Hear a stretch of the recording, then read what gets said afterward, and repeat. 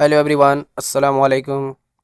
आज हम लोग रोशनी बुक का पहला लेसन हिंदुस्तानी अदब का तस्वुर को पढ़ेंगे। इसमें कुछ पॉइंट्स हैं जिसको याद करना अहम है।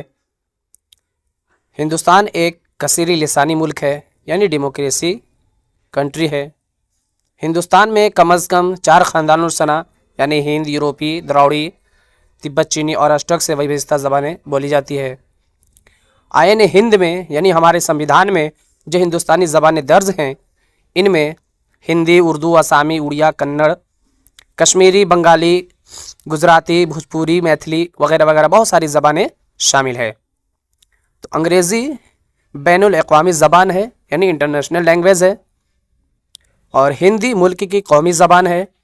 उर्दू दूसरी सरकारी ज़बान है। उर्दू का माने लश्कर होता है। ये एग्ज़ाम में बहुत बार पूछा गया है, इसको याद रखेंगे। आगे देखेंगे उर्दू अदब। तो उर्दू और हिंदी को दो सगी बहनें कहा जाता है, और ये एग्ज़ाम में पूछ जाता है कि उर्दू और हिंदी को क्या कहा जाता है, तो वहाँ पास माजाई बहन लिखा रहता है, उसको भी याद रखेंगे।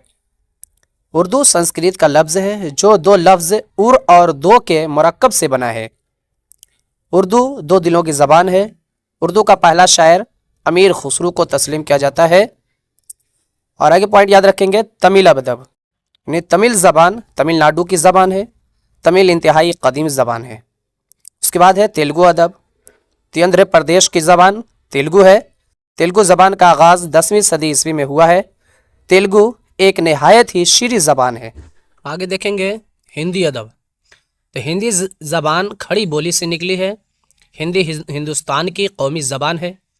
लफ्ज़ हिंदी फ़ारसी ज़बान का लफ्ज़ है। हिंदी अदब के आगाज़ का ज़माना 933 माना जाता है।